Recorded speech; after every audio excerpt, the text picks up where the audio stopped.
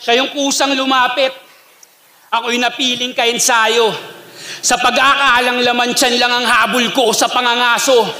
Keso kung ako lang din ay tiyakligtas yung inaalagaan niyang estado, ngayon malalaman mong may mga bagay na mas masakit pa sa pagkatalo. Paano mula nung kampyonato?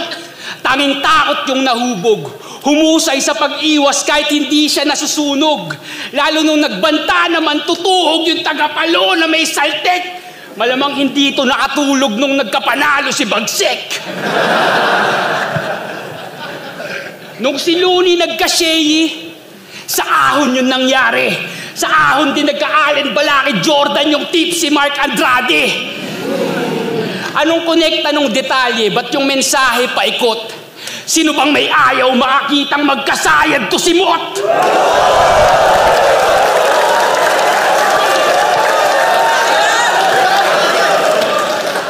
Paano undefeated? Mayweather.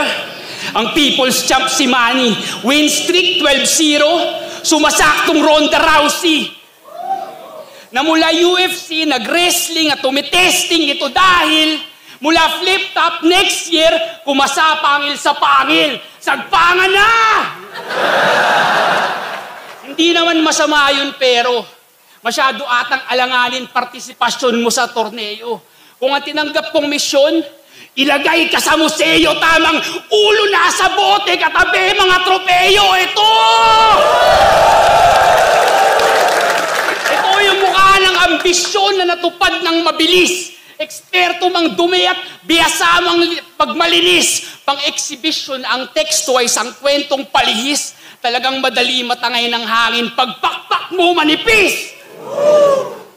Pinataba ka, binihisan, pinatikas yung imahe, tapos basta-basta nagpapadala sa mga sulsol at sabi-sabi, isang tukmol na nagnanais, maging dope na parang Shanti, isipin nyo, isa buhay champion. Dinis si Haring Manggi!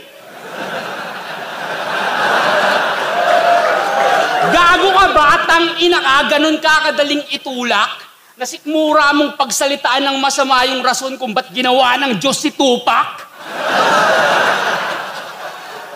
Ang punto kung napapasayaw ka ng kantsaw, gago wala ka ng salba.